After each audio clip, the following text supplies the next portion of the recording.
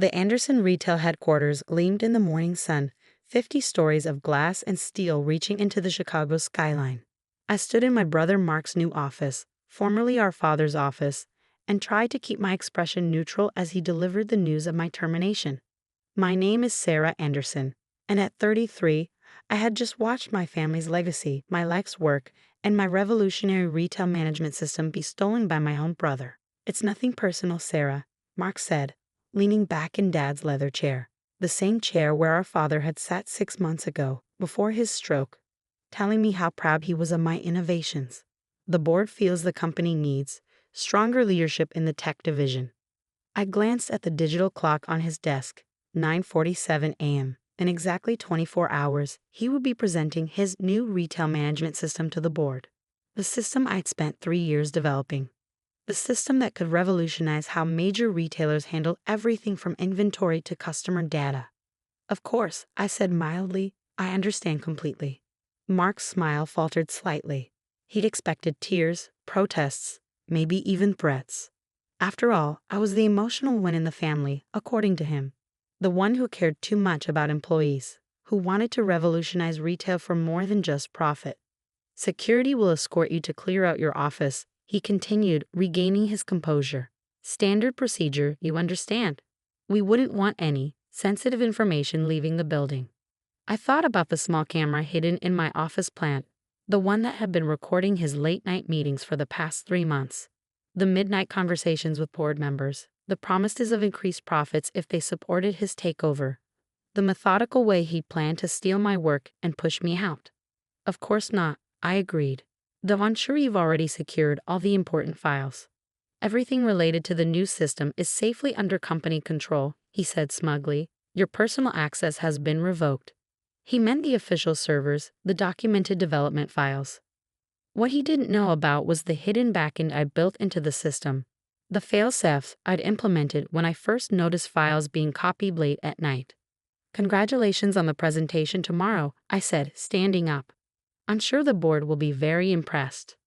They will be, he said, then added with fake sympathy, I know this is hard, but you'll land on your feet. Maybe a smaller company would be more your speed. Somewhere less demanding. I shouldered my bag, thinking about the encrypted drive in my apartment containing footage of every meeting where he'd plotted this takeover. You're probably right. Anderson Retail might be too big for someone like me. The security guard, Jim, who'd watched me grow up in this building, gave me an apologetic look as he escorted me to my office. This isn't right, Miss Sarah, he muttered. It's okay, Jim, I said as I began packing my personal items. Everything happens for a reason. My office overlooked Michigan Avenue, the same view I'd had since joining the company fresh out of MIT. While the security guard wasn't looking, I quickly retrieved the hidden camera from the Peace Lily, Dad's gift when I was promoted to head of technology 3 years ago. Need help with those boxes, Miss Sarah? Jim asked as I finished packing. No thanks, Jim, but could you do me a favor? Could you make sure my plant gets a good home? Maybe in the security office? It needs water every 3 days. Jim nodded, understanding in his eyes. He'd been here 30 years, had seen the way things had changed since Dad's stroke. I'll take good care of it, he promised. In the elevator, I checked my phone. 3 messages from Lisa, my lead developer. They're locking us out of the system. Mark's team is taking over everything. What do we do? I typed back, stick to the plan. See you at the usual place tonight. The lobby was busy with morning traffic, employees hurrying to their offices, unaware that the company they worked for was about to change forever. Janet, the receptionist who'd given me candy when I visited Dad as a child, wiped away tears as I handed in my security badge. This isn't what your father would have wanted, she whispered. I know, I said. But sometimes things have to break before they can be fixed properly. Outside, Chicago's spring air was crisp and full of promise. I walked to the corner where my car was parked, placed my box of belongings in the trunk, and pulled out my other phone, the secure one that even Mark didn't know about. A text from my contact at the SEC. Documentation received. Extremely interesting reading. Meeting still on for 3 p.m. Confirmed, I replied, bringing additional evidence. That evening, I sat in my apartment reviewing the video footage from the hidden camera. Mark's face glowed with triumph as he outlined his plan to various board members. Sarah's too soft for this business. The system needs a stronger hand. Think of the profit margins if we implement it my way. Of course, I developed the core concepts. I just let her handle the technical details. My laptop pinged, an alert from the hidden backend I built into the system. Mark's team was trying to modify the source code, probably removing my digital fingerprints. Little did they know that every change they made was being logged, every attempt to alter the documentation creating an unalterable record of their tampering. My phone buzzed. Lisa calling. "Everyone's in position," she reported. "The team is ready. But Sarah, are you sure about this? Once we do this." "There's no going back," I finished. "I know, but Mark left us no choice. He's not just stealing my work. He's planning to turn the system into something it was never meant to be. Something that would hurt thousands of employees, millions of customers." "Your father would be proud," Lisa said quietly. I looked at the photo on my wall. Dad and me at my MIT graduation, his face beaming with pride. He'd built Anderson Retail from a single store into a national chain, but he'd never lost sight of what mattered: the people who made it work. "Tomorrow's going to be interesting," I said. "Make sure everyone's ready." After hanging up, I walked to my home office and opened the hidden wall safe. Inside was the evidence I'd been gathering for months: financial records showing Mark's manipulation of company funds, documentation of his secret meetings with competitors, and most importantly, the original development logs of my retail management system. I pulled out Dad's letter, the one he'd written just before his stroke, the one Mark didn't know existed. Tomorrow, its contents would change everything.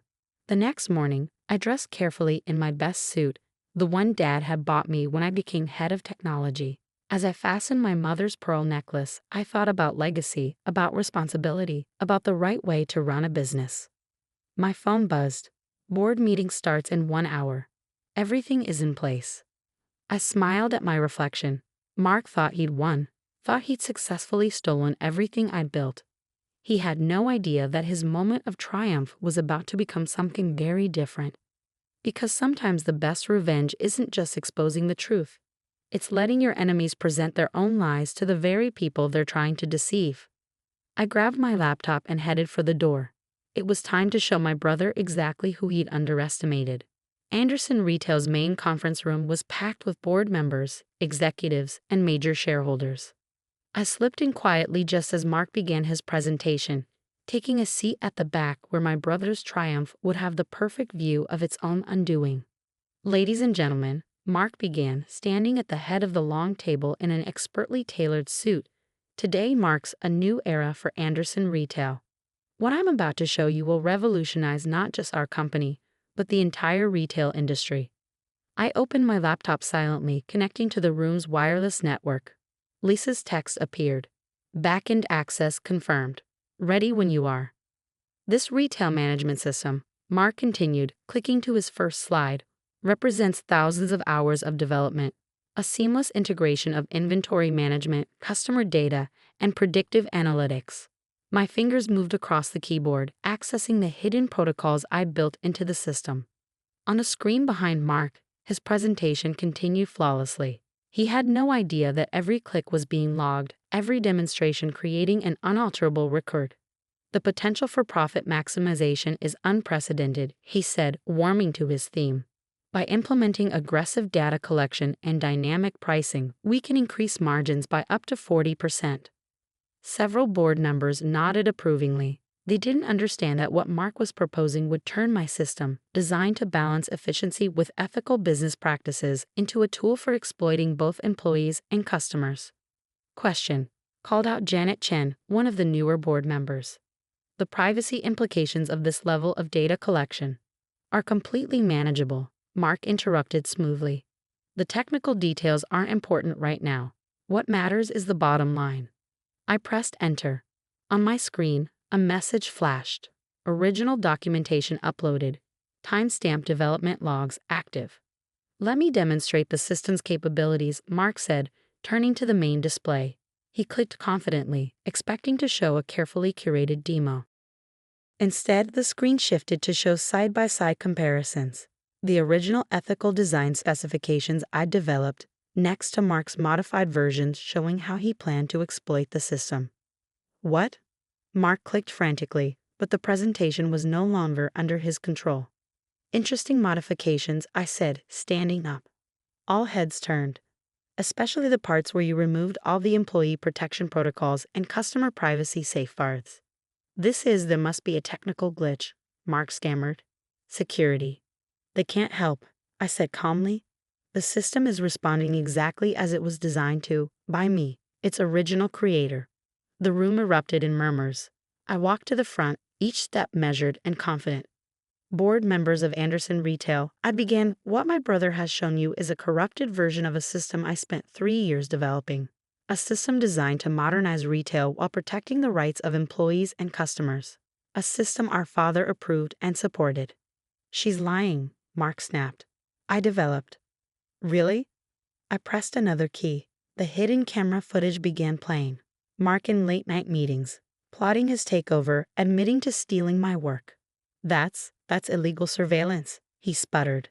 Actually, said a new voice from the doorway, it's evidence in a federal investigation. Special Agent Sarah Torres from the SEC stepped into the room, followed by 2 colleagues. Mark Anderson, we have some questions about certain financial transactions related to this software development. Mark's face went from red to white. This is ridiculous. I am the CEO. According to company bylaws, interrupted Howard Chen, the head of the board's legal committee, your interim CEO, pending review after your father's recovery. He held up a document, a recovery that, according to his doctors, has progressed significantly. In fact, we received this letter from him this morning. I smiled, remembering Dad's face when I visited him at the rehabilitation center last week, showing him the evidence of Mark's betrayal. His hand had been steady as he'd signed the letter revoking Mark's interim authority. The original system documentation, I said, distributing tablets to the board members, shows exactly how the development proceeded. You'll also find evidence of how Mark attempted to modify it for unethical purposes, along with records of his financial misconduct. The board members scrolled through the documents, their expressions darkening. Mark looked around wildly, finding no allies. You don't understand, he tried. The profit potential is substantial even without exploiting people, I cut in. The system as originally designed would increase efficiency by 30% while improving employee satisfaction and customer loyalty. I have 3 years of test data proving it. Which is why, Howard Chen said, the board will be calling an emergency session to review leadership of both the company and this project. The next hour was a blur of SEC interviews, board discussions, and security escorting Mark from the building. I sat in Dad's office, Mark's office for such a short time, looking at the city sprawled below. Miss Sarah. Jim the security guard stood at the door. Your father's here. Dad walked in slowly, leaning on his cane, but his eyes were clear and sharp. I always knew, he said, settling into his old chair, that you were the one who truly understood this business. The way you built it, I said, not just for profit, but for people. He nodded. Mark never understood that. Success without ethics isn't success at all. The next few weeks were intense. The board unanimously voted to reinstate Dad as CEO, with me as Chief Technology Officer and heir apparent. Mark faced SEC investigations and criminal charges. The system rollout proceeded as originally designed, earning praise from both industry analysts and workers' rights groups. 1 month after the board meeting, I sat in my new office, not Dad's, but one with an even better view of the city. Lisa knocked on the door. The first quarter results are in, she announced, grinning. Employee satisfaction up 42%. Customer retention improved by 35%. And profits, she paused dramatically, exceeded all projections. Send them to Mark, I said, in his new office. The Federal Investigation Office. He never understood. I said that doing the right thing could also be the profitable thing. Dad stopped by later that day, moving better now after months of rehabilitation. Your mother would be proud, he said, looking at her picture on my desk. She always said you had my head for business and her heart for people. I thought about legacy then, not just the buildings and profits, but the impact we have on lives. Mark had wanted to build an empire. I wanted to build something that mattered. Last week, I received an invitation to speak at a retail industry conference. The topic? Ethical innovation, the future of retail technology. I thought about Mark sitting in his prison cell after his conviction for fraud and corporate espionage and realized that sometimes the best revenge isn't about destroying your enemies.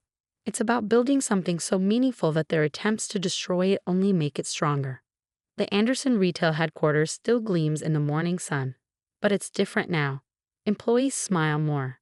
Customers praise our service. The board talks about ethics as much as profits. And every morning when I walk through the lobby, Janet still offers me candy, just like she did when I was a little girl who dreamed of making her father proud. Sometimes the greatest victory isn't in the moment of triumph, but in what you build after the battle is won. Mark tried to steal my work, but he could never steal my vision. Because true success isn't just about power or profit. It's about creating something that makes the world a little better than you found it. That's what Dad taught me. That's what I proved. And that's the real legacy I'll carry forward. The security camera footage from my office plant still sits in my safe, a reminder that sometimes the best defense against betrayal is simply letting people reveal their true nature. But I don't watch it anymore. I'm too busy building something better. After all, success is the best revenge, but only if you succeed in the right way. And as I review plans for expanding our ethical retail system nationwide, I know that the right way was worth fighting for. Because in the end, it's not about who wins or loses. It's about how you change the game itself.